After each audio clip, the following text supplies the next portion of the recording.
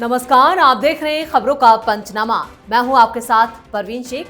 हम लेकर आए हैं देश और दुनिया की 5 बड़ी खबरें, जिस पर चर्चा के लिए हमारे साथ स्टूडियो में मौजूद हैं कैपिटल टीवी के editor in chief doctor Manish Kumar. Sir, आपका स्वागत है। धन्यवाद। सबसे पहले एक नजर आज की टॉप हेडलाइंस पर। राष्ट्रपति प्रोटोकॉल विवाद में केंद्रीय गृह सचिव ने बंगाल सरकार से मांगी रिपोर्ट। ममता पर बरसे पीएम मोदी, बोले ये राष्ट्रपति का नहीं संविधान का अपमान। नीतीश की गैर मौजूदगी में निशांत कुमार ने थामा जेडीयू का दामन। सीएम नीतीश कुमार के राज्यसभा जाने पर बोले वो फैसला पूरी तरह मेरे पिताजी का है। उत्तमनगर मर्डर केस में 8 आरोपी गिरफ्तार। आरोपी निजामुद्दीन के घर पर चला बुलडोजर। पीड़ित परिवार ने फांसी देने की मांग। ईरान पर यूएस का सबसे बड़ा वार। बमबारी से दहल उठा तेहरान। जंग के 9वें दिन तेल ठिकानों पर इजराइल के ताबड़तोड़ हवाई हमले जारी। संसद के बजट सत्र का दूसरा चरण कल से शुरू। लोकसभा स्पीकर ओम बिरला को हटाने के प्रस्ताव पर होगी चर्चा। बीजेपी कांग्रेस ने जारी किया व्हिप। खबरों में सबसे पहले बात मुश्किलों में फंसी ममता बनर्जी की। बंगाल चुनाव की तपिश दिल्ली तक पहुंच गई है। राष्ट्रपति मुर्मू के बंगाल दौरे को लेकर ममता बड़ी मुसीबत में फंस चुकी हैं। राष्ट्रपति मुर्मू के कार्यक्रम में सीएम ममता राष्ट्रपति के स्वागत में ना तो खुद पहुंची और ना ही किसी मंत्री को भेजा। इस पर राष्ट्रपति ने नाराजगी जताई और कहा कि ममता नहीं चाहती थी कि मैं यहां पर आऊं। केंद्रीय गृह सचिव ने पूरे मामले में पश्चिम बंगाल सरकार से सफाई मांगी। राष्ट्रपति द्रौपदी मुर्मू के अपमान पर पीएम मोदी ने ममता को घेर लिया है। उन्होंने कहा है कि अहंकारी व्यक्ति कितना भी बड़ा क्यों ना हो, उसका अहंकार नष्ट हो जाता है। एक आदिवासी राष्ट्रपति का घोर अपमान करने वाली पार्टी का अहंकार चूर चूर होकर रहेगा। उन्होंने कहा कि जब पूरा देश अंतर्राष्ट्रीय महिला दिवस मना रहा है, उस वक्त पश्चिम बंगाल में राष्ट्रपति का अपमान किया गया। डॉक्टर साहब, राष्ट्रपति का अपमान और ममता पर वार क्या है ये? देखिए, ममता बनर्जी लगातार इस तरह की चीजें करते चली जा रही है। उनकी पार्टी की तरफ से एक दिन पहले कल्याण बनर्जी ने बाकायदा ये कहा कि चीफ इलेक्शन कमिश्नर की उंगली काट देंगे। कोई पहला बार इस तरह का बयान टीएमसी की तरफ से नहीं गया है। समस्या ये है कि टीएमसी के खिलाफ कोई एक्शन नहीं होता। आप एक्शन नहीं लोगे तो उनका मन बढ़ता है। प्रधानमंत्री मोदी आज बड़े नाराज थे, लेकिन इस नाराजगी का फायदा, अगर आप इस नाराजगी को एक्शन में कन्वर्ट नहीं कर सकते, वहां जब एक्शन लेने की बात आती है तो पॉलिटिकल कैलकुलेशन शुरू हो जाता है। ममता बनर्जी ने कोई एक बार ये काम थोड़ी किया है। उनकी पार्टी की तरफ से लगातार इस तरह की चीजें होती रहती है। कोई एक्शन नहीं होता तो फिर बाद में वो चीजें रिपीट होती रहती है। आप देखिए, बवाल किस चीज के लिए हुआ। राष्ट्रपति जी को खुद आकर के कहना पड़ा, और वो तो बहुत ही भोले तरीके से वो बोल रही थी कि मैं तो बंगाल की ही बेटी हूं, मेरी छोटी बहन है, पता नहीं किस बात के लिए नाराज है। उन्होंने अपनी दिल की पीड़ा बताई, और उसके बाद क्या हुआ, रात भर, कल रात 11 बजे से एक के बाद एक बाकायदा सुनियोजित तरीके से टीएमसी के तमाम सांसद वीडियो बना बना करके राष्ट्रपति महोदया को कह रही हैं ये लोग कि बीजेपी की ये दलाल हो गई है। इस तरह की बातें आपने सवेरे तक कोई एक्शन नहीं लिया। अब खबर आई है कि चीफ सेक्रेटरी को बोला गया। अरे पहले चीफ सेक्रेटरी को सक कीजिए। Until unless heads will roll, Bengal ये सारी चीजों को हमेशा लांघता रहेगा। टीएमसी के द्वारा यही होता रहेगा। पहले एक्शन लीजिए, बात तो बाद में की करना पड़ेगा, और नहीं तो इसी तरीके से सबका अपमान होता रहेगा। जी, सही कहा आपने। और खबरों में अब बात निशांत कुमार की। पटना के जेडीयू ऑफिस में आज का नजारा किसी उत्सव जैसा था। मुख्यमंत्री नीतीश कुमार के बेटे निशांत कुमार ने राजनीति में कदम रख दिया। इस ऐतिहासिक मौके पर नीतीश कुमार मौजूद नहीं थे। पार्टी के शीर्ष नेतृत्व ने निशांत को पार्टी की सदस्यता दिलाई। लल्लन सिंह ने पारंपरिक गमछा पहनाकर उनका स्वागत किया। सदस्यता लेने के फौरन बाद निशांत ने अपनी पारिवारिक और राजनीतिक जड़ों का सम्मान करते हुए लल्लन सिंह और संजय झा के पैर छूकर आशीर्वाद लिया। उन्होंने कहा कि मैं पार्टी के लिए पूरी निष्ठा से काम करूंगा। मेरे पिता ने पिछले 20 सालों में बिहार के विकास की जो नींव रखी है उसे आगे बढ़ाना ही मेरा लक्ष्य है। जहां तक राज्यसभा जाने की बात है, वो फैसला पूरी तरह मेरे पिताजी का है। निशांत कुमार की इतनी चर्चा, लेकिन लल्लन सिंह और संजय झा जिस तरह से उनके इर्द गिर्द नजर आए, वो क्या है सर?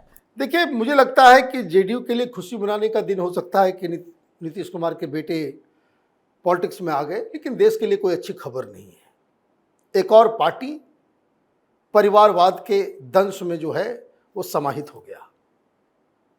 ये कोई अच्छी खबर नहीं है। निशांत किस तरह के व्यक्तित्व हैं, क्या करते हैं, नहीं करते हैं, उनकी राय क्या है, कोई पॉलिटिकल ट्रेनिंग नहीं, कोई कभी पॉलिटिकल पार्टिसिपेशन नहीं। मेरे पिताजी ने 20 साल सेवा की, भाई मेरे पिताजी ने किया, अब आपको डिप्टी सीएम बनाया जा रहा है।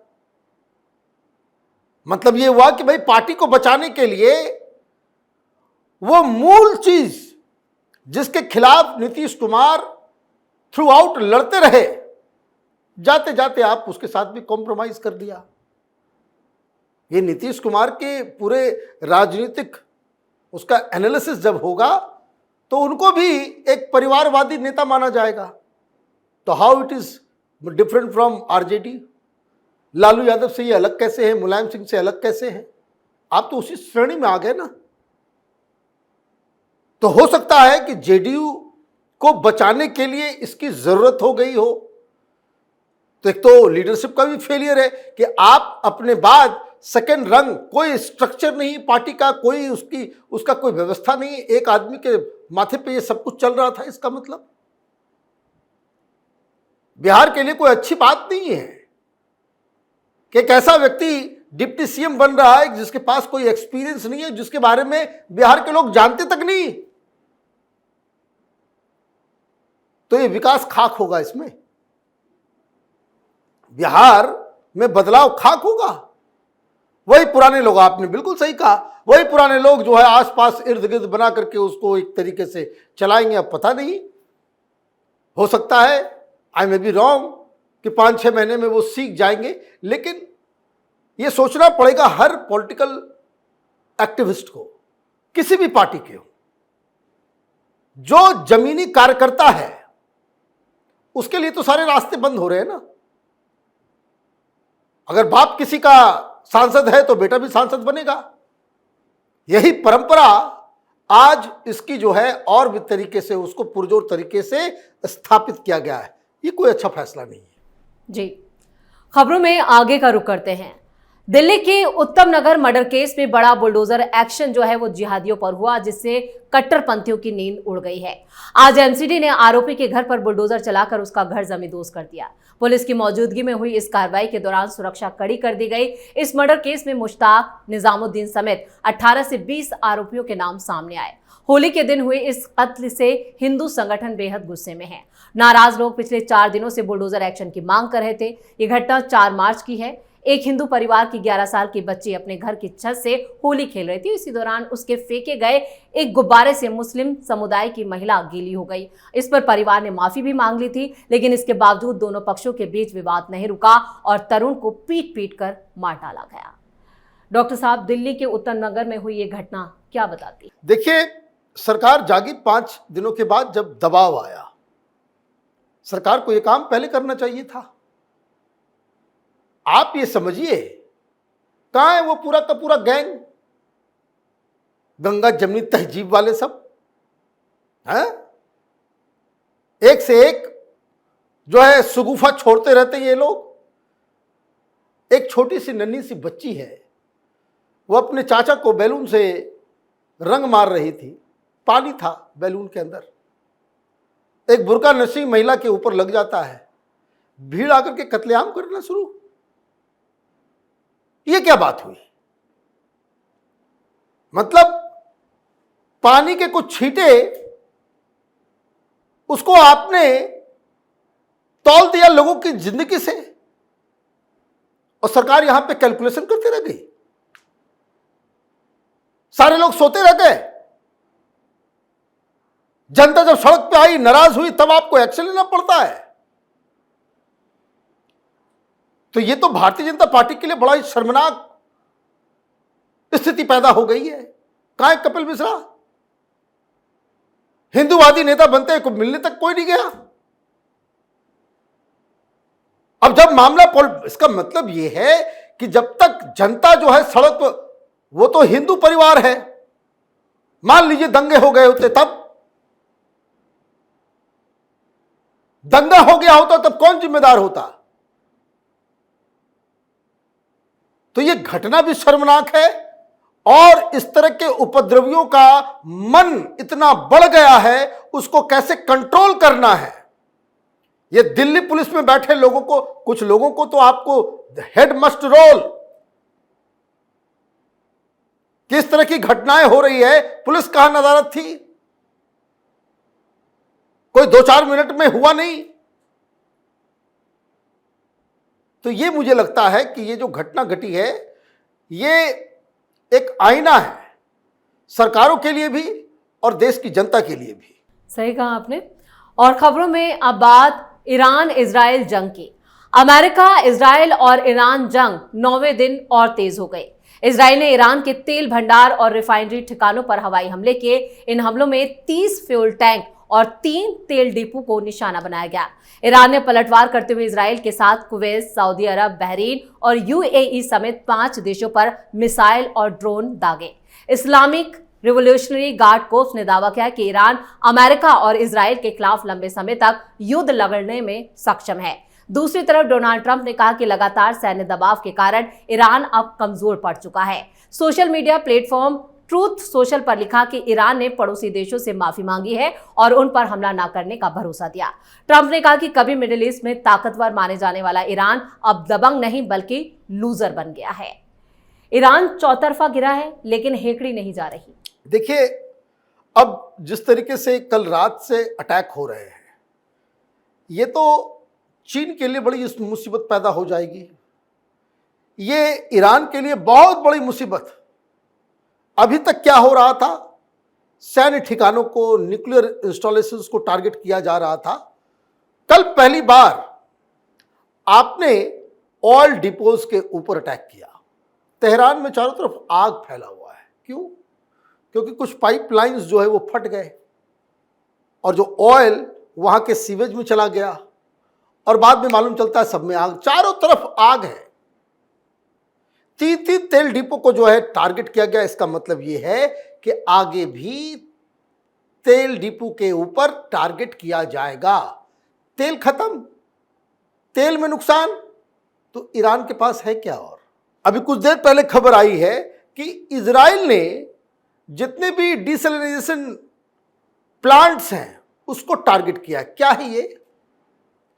पानी की किल्लत होती है, तो वहां जो समुद्र का जो पानी है उसको ठीक करके पीने के लायक बनाया जाता है। मतलब आप इस तरह के प्लांट्स के ऊपर ही अपने वाटर सप्लाई के लिए आश्रित हैं। अब उसको भी निशाना बनाया जा रहा है, तो पेट्रोल भी की कमी और आपको पानी की भी कमी। ये तो बहुत बड़ा क्राइसिस शुरू हो जाएगा। फिर तो जनता जो है वो बवाल काटना शुरू करेगी, और इसलिए ईरान सरेंडर करे, वहां इस तरह के हालात पैदा हो जाए, इस स्ट्रेटजी पे अमेरिका और इजराइल काम कर रहा है। जी, खबरों के आखिर में बात कल से शुरू हो रहे संसद सत्र की। संसद के बजट सत्र का दूसरा चरण कल से शुरू हो रहा है। सत्र की शुरुआत से पहले ही लोकसभा स्पीकर ओम बिरला को हटाने को लेकर विपक्ष के प्रस्ताव से सियासी तापमान भी चढ़ गया है। विपक्ष के इस प्रस्ताव पर कल चर्चा होगी, जिसे लेकर बीजेपी और कांग्रेस ने अपने सभी लोकसभा सदस्यों को व्हिप जारी किया है, जिसमें 9 मार्च से सदन में मौजूद रहने को कहा गया है। लोकसभा में विपक्ष ओम बिरला पर भेदभाव का आरोप लगा रहा है, जिसे लेकर इस प्रस्ताव पर विचार किया जाएगा। बिरला इस दौरान कार्रवाई की अध्यक्षता तो नहीं करेंगे, बल्कि सांसदों के साथ बैठेंगे। हालांकि बिरला को अपना बचाव करने का अधिकार रहेगा, साथ ही वो प्रस्ताव पर होने वाले मतदान में भी शामिल हो सकेंगे। कल से शुरू हो रहे बजट सत्र के दूसरे चरण में लेकिन ओम बिरला के हटाने को लेकर जो प्रस्ताव लाया है, उस पर जो विपक्ष की रणनीति है वो क्या है? मुझे तो लग रहा है कि राहुल गांधी निपटने वाले हैं। राहुल गांधी की सांसदी जाएगी। जिस तरीके से व्हिप जारी किया गया है, अगले 3 दिन तक जो है, मतलब सोमवार, मंगल, बुध, सारे लोग वहां पार्लियामेंट के अंदर होंगे। तो कांग्रेस की तरफ से स्टार्ट होगा अटैक। 50 लोगों को इस प्रस्ताव के ऊपर खड़ा होना, सहमति, और उसके बाद डिस्कशन। लेकिन जो खबर आ रही है कि अपने पैर पे कुल्हाड़ी मारने जा रहे हैं, पार्लियामेंट को चलने नहीं देना है। Compromised PM. अमेरिका के कौन होता है कहने वाला कि हमने आपको अलाउ किया? ईरान के फ्रिगेट के ऊपर अटैक किया गया श्रीलंका के पास, उस पर हमने क्यों चुप्पी साध ली?